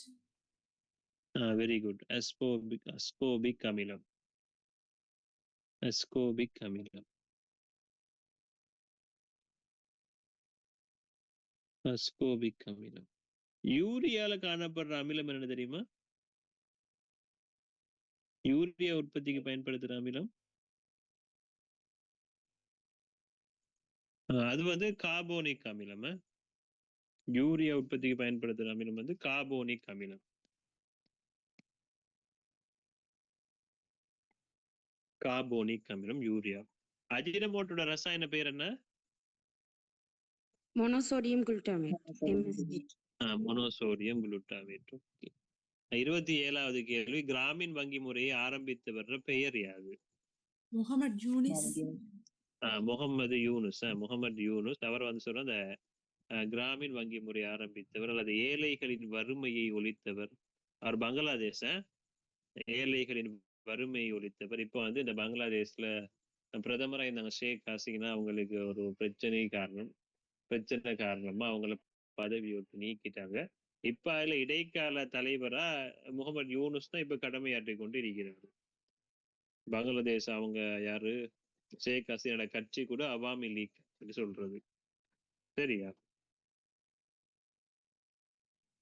முகமது யூனுஸ் வந்து ஏற்கனவே சமாதானத்துக்கான நோபல் பரிசு பெற்று 2006 அவருக்கு சமாதானத்துக்கான பொருளாதாரத்துக்கான நோபல். முகமது யூனுஸுக்கு பொருளாதாரத்துக்கான நோபல் பரிசு தானே சார்? சமாதானத்துக்கு தானே. அது கொஞ்சம் சர்ச் பண்றீங்களா? கூகுள் சர்ச் பண்ணுங்களேன் யாராச்சும் ஒருத்தர். சமாதானம் தான் சார். சமாதானமா?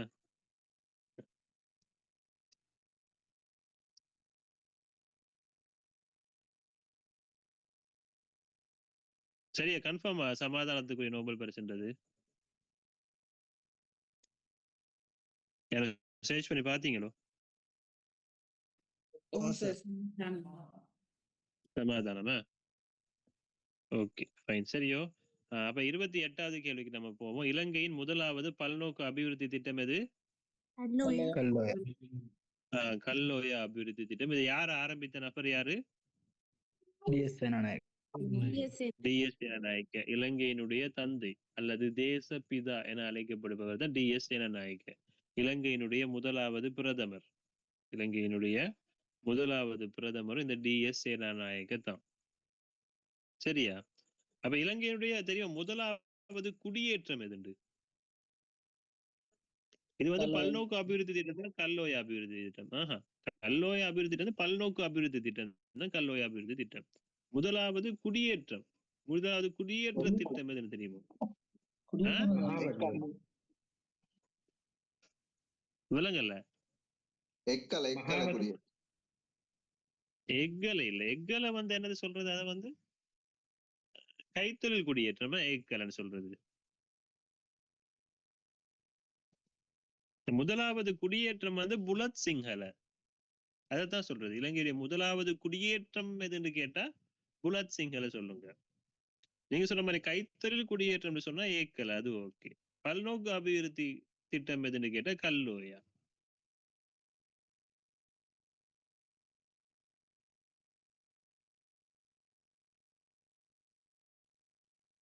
ஓகே. 29வது கேள்வி பாருங்க. செனட் சபை முறைமை இலங்கையில் காணப்பட்ட காலப்பகுதி எது?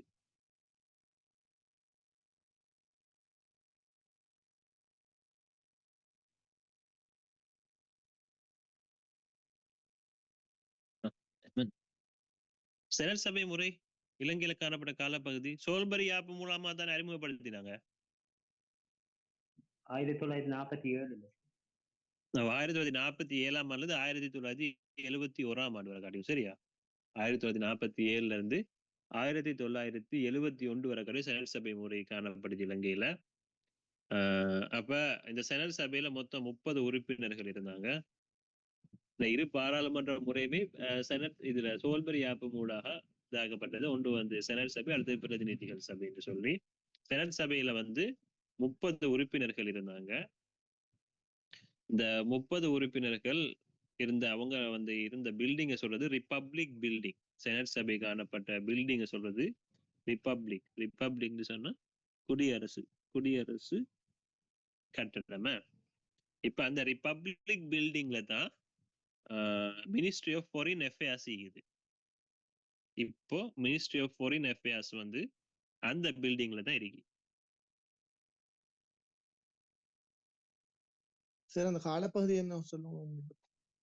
1947 தொடக்கம் 1971.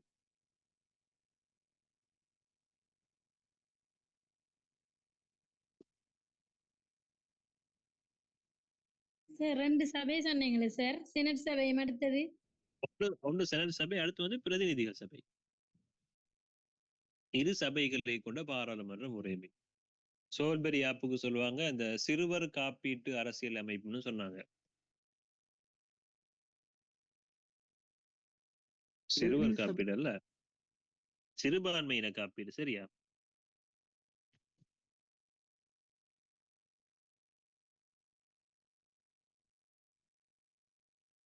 பிரதிநிதி சபையில் எத்தனை பேர் சார்?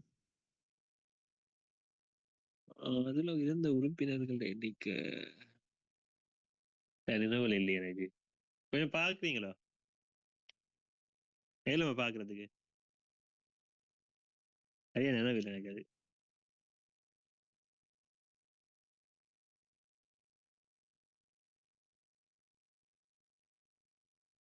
நீங்க பரவாயில்ல கொஞ்சம் சர்ச் பண்ணி பாருங்களேன். சரியா? 30வது கேள்வி பாருங்க. இலங்கையின் அரசு இலட்சணையில் நிறைகுடம் குறிப்பது எதை குறிக்குது? நிறைகுடம்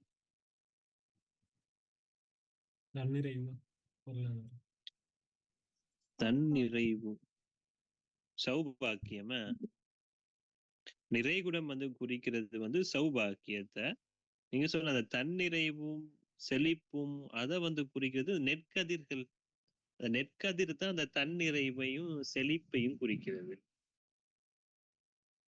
நிறைகுடம் குறிக்கிறது சௌபாக்கியத்தை. அதுல தர்ம சக்கரம் வந்து தார்மீகத்தை குறிக்கும்.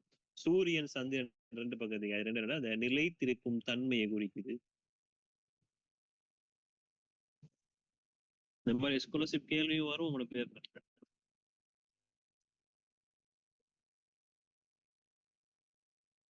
முப்பத்தி 1வது கேள்வி. நிலாவின் தென் துருவத்தை ஆய்வு மேற்கொண்ட இந்திய விண்வெளி ஆய்வு மையத்தில் அனுப்பப்பட்ட விண்கலத்தின் பெயர் யாது?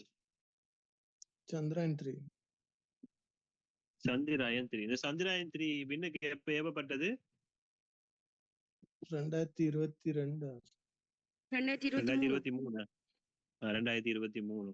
அது சந்திராயன் 1, சந்திராயன் 2, சந்திராயன் 3 இப்படி 3.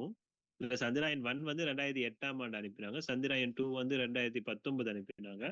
சந்திராயன் 3 தான் 2023ஆம் ஆண்டு அனுப்பினது. அதுல அந்த விக்ரம் லேண்டர்னு சொல்றதுதான் நிலவின் தென் துருவத்தை போயிட்டு அடைந்தது. அதே போல நிலவின் தென் துருவத்தை அடைந்த முதலாவது நாடு என்ற அந்தஸ்தை இந்தியா தான் பெற்றுக்கொள்ளுது. சரியோ? இந்தியாவோட விண்வெளி ஆய்வு மையத்தை இஸ்ரோன்னு சொல்லுவாங்க. அதாவது Indian space research organisation. Indian space research organisation சொல்றது. இவங்க செவ்வாய்க்கு மங்கள்யான்னு சொல்லி ஒன்று அனுப்பினாங்க. சூரியன் ஆய்வு செய்யறதுக்காக ஆதித்யா L1 அப்படி ஒன்ற ஒரு விண்கலத்தையும் பரீட்சித்து பார்த்தாங்க.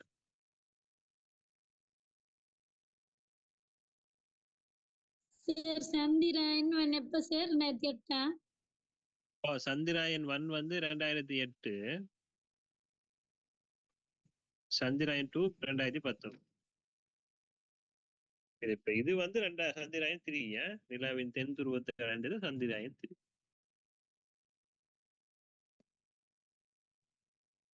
32வது கேள்வி, குடிவரவு குடியகழ்வு திணைக்களத்தின் முதலாவது கட்டளை சட்டமான 1847ஆம் ஆண்டின் 3ஆம் இலக்க சட்டம் எதனோடு தொடர்புடையது?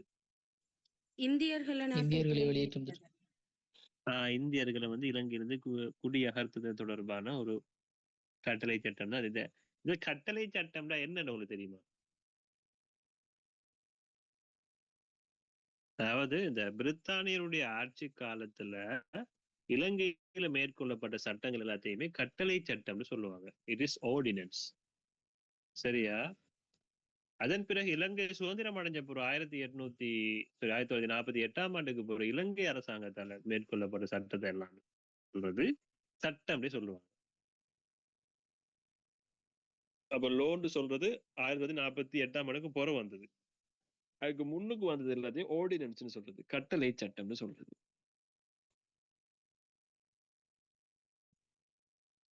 அப்ப 33வது கேள்வி, இதுவரை இலங்கை வந்துள்ள சுற்றுலா பயணிகளின் எண்ணிக்கை யாது? 14 இப்ப அப்டேட் வந்து 1.4 மில்லியன், 14 லட்சம். 1.4 மில்லியன் சுற்றுலா பயணிகள் இலங்கைக்கு இதுவரை வருகை தந்திருக்கிறாங்க. இதுல அதிக அளவு சுற்றுலா பயணிகள் வருகை தந்த நாடு வந்து இந்தியா. 1.4 மில்லியன் சுற்றுலா பயணிகள்.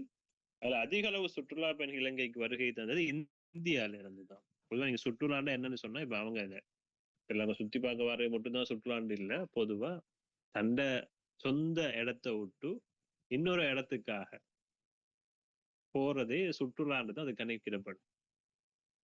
பொழுதுபோக்காக இருக்கலாம், கல்வியாக இருக்கலாம், ஒரு பிசினஸ் கூட இருக்கலாம்.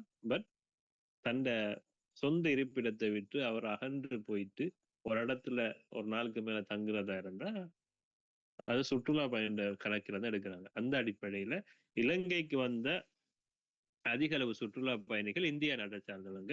2வது இடம் இங்கிலாந்து, 3வது இடம் ரஷ்யா. 2வது இடம் வந்து இங்கிலாந்து, 3வது இடம் வந்து ரஷ்யா. பசுமை புரட்சிக்கு காரணமான பயிர் யாது?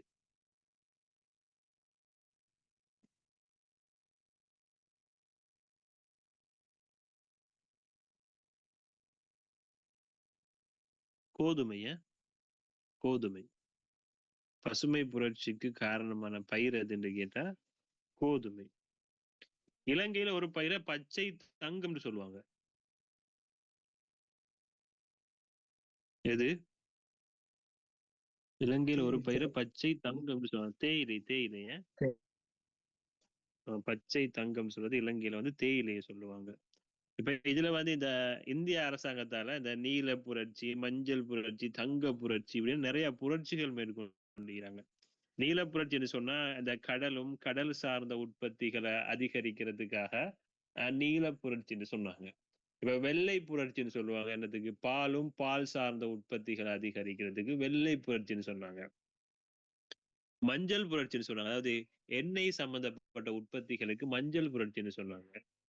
தங்க புரட்சின்னு சொன்னாங்க, அது வந்து இந்த தேன் உற்பத்தி அதிகரிக்கிறது சம்பந்தமா தங்க புரட்சி. இப்படி இந்திய அரசாங்கத்தால் நிறைய புரட்சிகள் வந்து மேற்கொண்டிருக்கிறாங்க. சரியோ? சொல்லணுமா? எழுதுறதுக்கு மாதிரி சொல்லணுமா உங்களுக்கு? அதை எழுதிட்டீங்க? நோட் பண்ணீங்களா?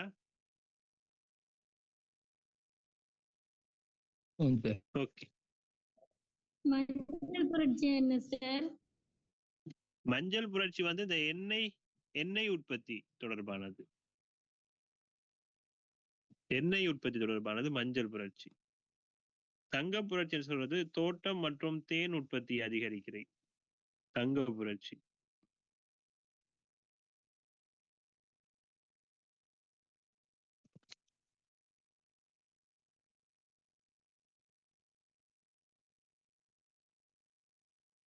சார், 35வது கேள்வி.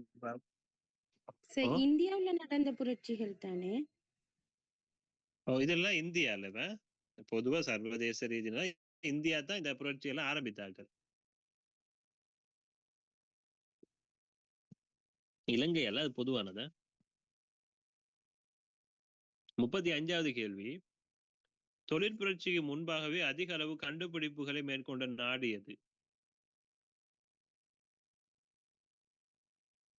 இங்கிலாந்து. சீனாவா? சீனா. தொழிற்புரட்சி இங்கிலாந்துல. இப்ப தொழிற்புரட்சிக்கு முன்பாகவே அதிக அளவு கண்டுபிடிப்புன்னு சொன்னா அது சீனா தான். அதாவது நாணயத்தாள்களை அறிமுகப்படுத்தின நாடும் சீனா தான். நாணயத்தாள்களோட புழக்கம் முதலாவது சீனா நாட்டுல தான் இருந்தது. நாணயத்தாள்களின் பாவனை. இந்த சீனால இது தியனன்மென் சதுக்கம்னு ஒன்று இருக்குது. இப்ப நான் அன்றைக்கு சொன்ன இஸ்ரேல்ல ரபின் சதுக்கம்னு சொன்னேன், ரஷ்யால செஞ்சதுக்கம் இருக்குன்னு சொன்னேன். அடுத்தது சீனால தியனன்மென் சதுக்கம்னு ஒன்று இருக்குது. எகிப்துலயும் ஒரு சதுக்கம் ஒன்றிக்கு நினைவு வரும்போது சொல்றேன். சரியா? சீனால தியனன்மென் சதுக்கம். அப்ப இலங்கைக்கு அதிக அளவு கடன் வழங்கிக்கிறாங்க, அதிக அளவு நிதியுதவி வழங்கிய நாடு சீனா தான். சீனால மேற்கொள்ளப்படுற ஒரு முக்கியமான ஒரு திட்டம் ஒன்று இருக்குது இப்ப பட்டுப்பாதை திட்டம். அது அந்த வர்த்தக ரீதியா அனைத்து நாடுகளோடையும் ஒரு தொடர்பு ஒன்றை மேற்கொள்ளணும் அப்படின்னு சொல்லி பட்டுப்பாதை திட்டம் ஒன்றும் மேற்கொள்ளப்படுது. அதுக்கு அந்த ப்ரொஜெக்ட் பேர் செஞ்சுட்டு போறாங்க. 2013ஆம் ஆண்டு தொடர்ச்சி இப்ப செஞ்சு கொண்டு வராங்க. அது சொல்றது road and belt and road இனிஷியேட்டிவ்னு சொல்லுவாங்க. பெல்ட் அண்ட் ரோட் இனிஷியேட்டிவ்னு சொல்றீங்க. BRI, belt and road initiative. அந்த திட்டம் அவங்களோட தான், சீனாட திட்டம் தான். அது ஒரு முக்கியமான ஒரு திட்டம். அது அந்த திட்டத்தை அடிப்படையில தான் இலங்கையில அவங்க ட்ரிங்கோ ஹார்பரை செஞ்சு தர்றாங்க. வேற அங்க ஹம்பாந்தோட்டையில ஹார்பர், இது ரெண்டும் செஞ்சு தராங்க, கொஞ்சம் அபிவிருத்தி செஞ்சு தரேன்னு சொல்லியிருந்தாங்க. அந்த அவங்களோட இந்த பெல்ட் அண்ட் ரோடு இனிஷியேட்டிவ் அந்த திட்டத்துல தான். பட்டுப்பாதை திட்டம் அதுல ஒரு ப்ராஜெக்ட் பட்டுப்பாதை திட்டம்னு சொல்லுவாங்க. சரியா? 36வது பாருங்க, இலங்கையில் பொஸ்பேற்று கனிய படிவுகள் அமைந்துள்ள இடம் வந்துங்க சார். அந்த பட்டுப்பாதை திட்டம் அது எதுக்கு? பட்டுப்பாதை திட்டம் அது எதுக்காக சார்? அது கொஞ்சம். பட்டுப்பாதை திட்டம் அவங்களோட அந்த பொருளாதார ரீதியா அவங்களோட வர்த்தக ரீதியான ஒரு திட்டம் தான் பட்டுப்பாதை திட்டம். Okay sir. வர்த்தக ரீதியான ஒரு திட்டம் அவங்களோட. அது கீழே Trinco harbour Hambantota harbour develop பண்றேன்.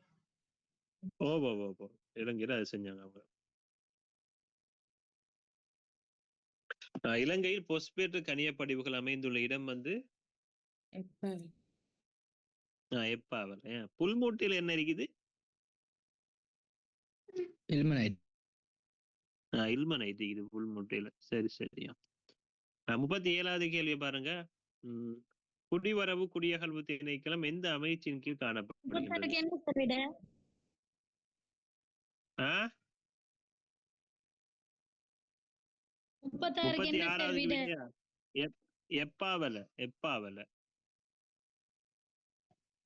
எப்பான்னு சொன்னா இந்த கெக்கிராவில உள்ளுக்கு ஒரு பகுதி இருக்குது, எப்பாவல்னு சொல்லி.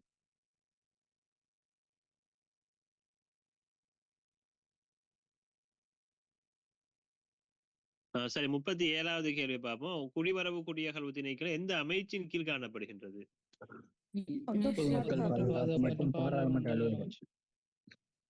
எந்த அமைச்சு? பொதுமக்கள் பாதுகாப்பு மற்றும் பாராளுமன்ற அலுவல்கள் அமைச்சு. ஓகே.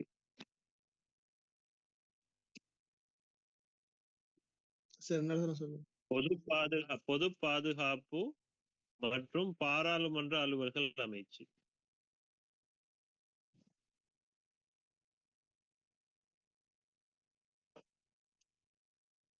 இப்ப இந்த அமைச்சினுடைய அமைச்சரை யார் கடமையாற்றுறது? ஆனந்த விஜயபால. Very good. ஆனந்த விஜயபால.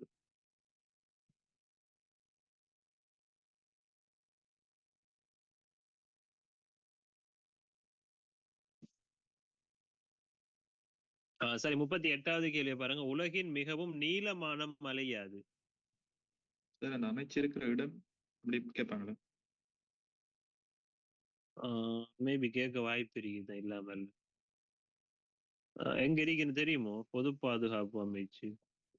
எல்விட்டி மாவட்டத்தில் இது. மாவட்ட அது கொழும்பு எத்தனை சொல்லணுமா? சரியா தெரியாது சார். ஆனா எல்விட்டி மாவட்டம். என்னது? கொழும்பு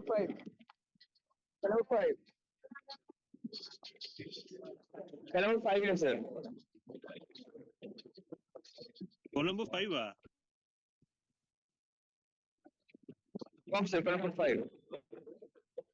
லங்கா ஹாஸ்பிட்டலுக்கு முன்னுக்கு தான் சார் இருக்குது. லங்கா ஹாஸ்பிட்டல் எங்க இருக்கு தெரியா? லங்கா ஹாஸ்பிட்டல் நாராயணபேட்டை கொழும்பு 5 தானே? அங்கதான். சரி ஓகே.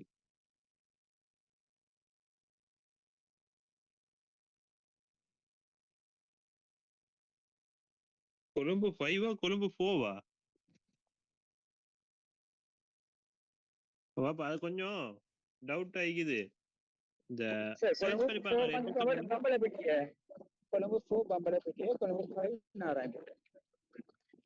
கொழும்பு 5 தான் நாராயணபேட்டையா?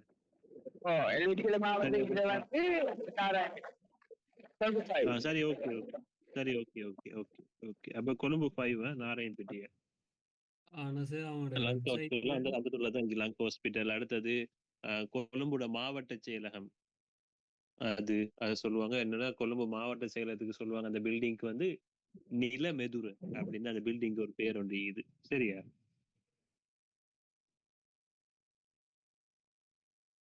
சரி ஓகே. அப்படின்னா 38வது கேள்விக்கு போவோம். உலகின் மிகவும் நீளமான மலை எது?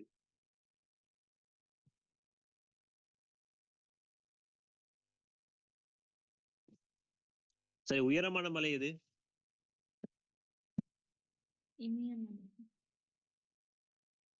இமயமலையா? இமயமலையில இந்த எவரெஸ்ட்னு சொல்லுவாங்க அதுதானே? எவரெஸ்ட். இமயம். இமயமலை. இமயமலை இந்த எவரெஸ்ட்னு சொல்றது அந்த உயரமான சொல்றது. சரி ஓகே. அதே போல மிகவும் நீளமான மலைன்னு சொல்றது என்திஸ் மலை.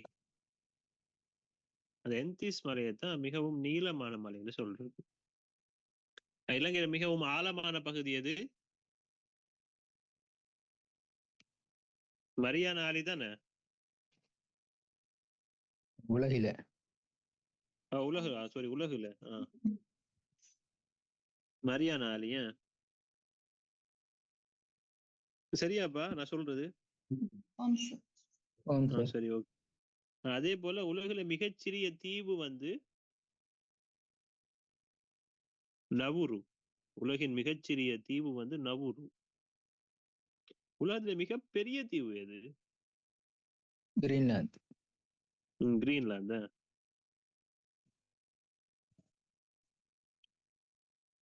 நீளமான கடற்கரையை கொண்ட நாடு? சிலி. சிலி. சிலி. நீளமான கடற்கரை கொண்ட நாடு. ஓகே. சரி அப்ப அடுத்தது பாருங்க 39 கேள்வி. முதலாம் உலக போரில் விஷவாயுவை பயன்படுத்திய நாடு எது? ஜெர்மனி.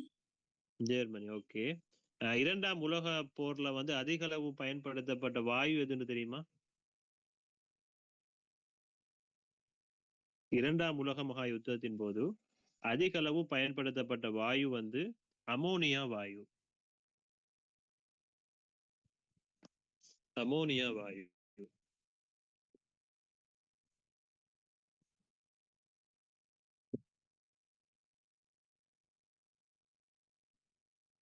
ஆ 40வது கேள்வி பாருங்க. செஸ் தரப்படுத்தலின்படி முதலாம் இடம் வகிக்கும் நபர் வந்து Magnus Magnus Carlsen. Carlsen. Magnus Carlsen. இப்போதைய சாம்பியன் யாரு?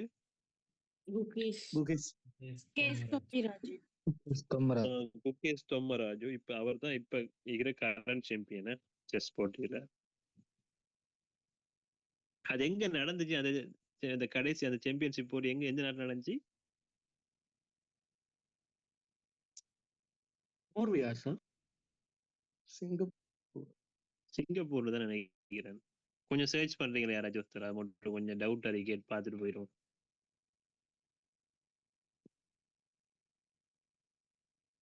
சார் அவரோட பேரை கொஞ்சம் தெளிவா சொல்லுங்க.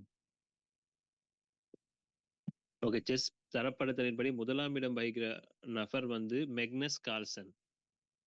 மெக்னஸ் கார்ல்சன் வந்து நோர்வே நாடு. சரியோ? சார் தற்பொழுது Okay. இப்பத்திய சாம்பியன் வந்து குகேஷ் தொம்மராஜு, அதாவது இள வயது சாம்பியன் அவர் தான். சிங்கப்பூர்லயா? ஓகே. அப்ப சிங்கப்பூர்ல தான் அந்த அந்த போட்டியும் நடைபெறுது. செஸ் சாம்பியன்ஷிப் போட்டியும் நடந்தது சிங்கப்பூர்ல தான். இப்ப ஈக்கிற வந்து குகேஷ் தொம்மராஜு தான் கரண்ட் சாம்பியனா காணப்படுறாரு. இள வயது சாம்பியனும் அவரை தான் சொல்லப்படுது. சரி, இது இல்லாம இந்தியாவில் இருக்கிற முக்கியமான இன்னொருத்தர் செஸ் வீரர் ஒருத்தர் இருக்காரு, பிரக்ஞானந்தா. அவர் நமக்கு இப்போதைக்கு தேவையில்ல. இப்போதைக்கு குகேஷ் தொம்மராஜ் வச்சுக்கோங்க. இன்னொரு நபர் இருக்கா, பிரக்ஞானந்த். குகேஷ் தொம்மராஜுக்கு முன்னுக்கு முக்கியமான நபர் அவர் தான் இருந்தாரு. சரியோ? அது சரி. நான் என் மூலமா பெற்ற ஏதாச்சும் ஒரு அறிவு உங்களுக்கு உங்களோட எக்ஸாம்ல பயன்படும் என்ற ஒரு நம்பிக்கையில நான் இருக்கிறேன். இன்ஷால்லா எக்ஸாம் செய்யுங்க, நல்லா செஞ்சுட்டு என்ன மாதிரி கேள்விகள் வந்துச்சுன்றதை நீங்க குரூப்ல போடுங்க. சரியோ? இரண்டளவு முயற்சி செஞ்சு நல்லா செய்யுங்க எக்ஸாம. 4 சப்ஜெக்ட் தானே, உங்களால லேசா அச்சீவ் பண்ணக்கூடியதா இருக்கும். என்ன சொன்னா இங்கிலீஷ், அதே போல ஐசிடி, இதுலலாம் எப்படி இருக்கும், சிங்கள மீடியமா விட கூடுதலா மார்க்ஸ் எடுக்கக்கூடிய பாடங்கள் இங்கிலீஷ், அதே போல ஐசிடி. ஜென்ரல் நாலேஜ் கொஞ்சம் போட்டியான பாடம் தான் எப்பயுமே. அடுத்தது ஐக்யூ. ஐக்யூ பொதுவாகவே தமிழ் மீடியம் தான் கூட மார்க்ஸ் எடுக்கிறது. ஐக்யூ பாடத்தை தமிழ் மீடியம் தான் கூடுதலா வளமை எடுக்கிறது. ஆகவே உங்கள் நிறைய பேர் தமிழ் மீடியம்ல போறதுக்கு வாய்ப்புகள் அதிகம் இருக்குது. சிறந்த முயற்சியோட எக்ஸாம் செய்யுங்க. இறைவன் துணை புரியும். எதுவும் கேள்விகளுக்கு நீங்க பதில் எழுத இல்லைன்னா நீங்க என்கிட்ட கேட்கலாம்.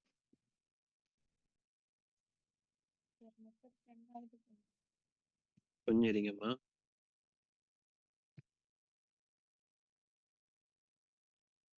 The recording has stopped. சொல்லுங்க, ஏதாச்சும் கேள்விகள் மிஸ் பண்ணது இருக்குதா பதில் எழுதாம?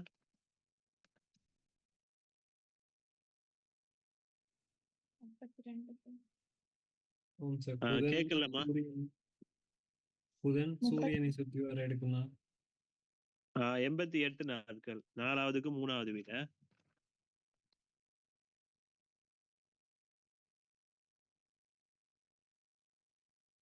முதலாவது கேள்வி கேட்குது சார்.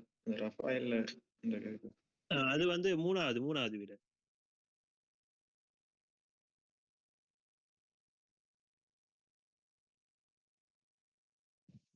சரி, 8, 9, 10 ஆன்சர்.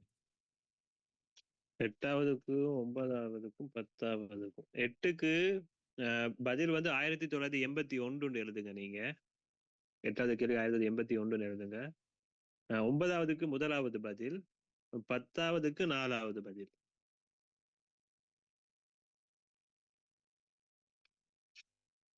ஆ, 32வதுக்குரிய பதில் வந்து இந்தியர்களை இலங்கையில் இருந்து குடியகற்றுதல். நீங்க உங்களோட டிபார்ட்மெண்ட் வெப்சைட்டுக்கு போங்க, தமிழ் லாங்குவேஜ் எடுங்க. நீங்க அதுக்கு அரை நாள் செலவழிச்சா கூட பரவாயில்ல. கொஞ்சம் உங்களோட டிபார்ட்மெண்ட் சம்பந்தம் கொஞ்சம் அதில் போய் பார்த்துட்டு போங்க. மேல அதில் அந்த சீன மக்கள் சம்பந்தமானது இருக்குது, இந்தியர்கள் சம்பந்தமானது இருக்குது, பாகிஸ்தான் சீனா இந்திய சம்பந்தப்பட்டது இருக்குது. நிறைய சட்டங்களை இயற்றி அதெல்லாம் மேல என்னன்னு மட்டும் பார்த்தா போதும், டீப்பா போவாங்க. அதே போல 39வது 40வதுக்கு ஆன்சர் வந்து 39க்கு பதில் ஜெர்மனி, 40வதுக்கு வந்து மெக்னஸ் கார்ல்சன். ஓகே. அப்ப இன்றைய வகுப்பை நான் முடிச்சு கொள்றேன். இந்த நாள் இனிய நாளாக அமைய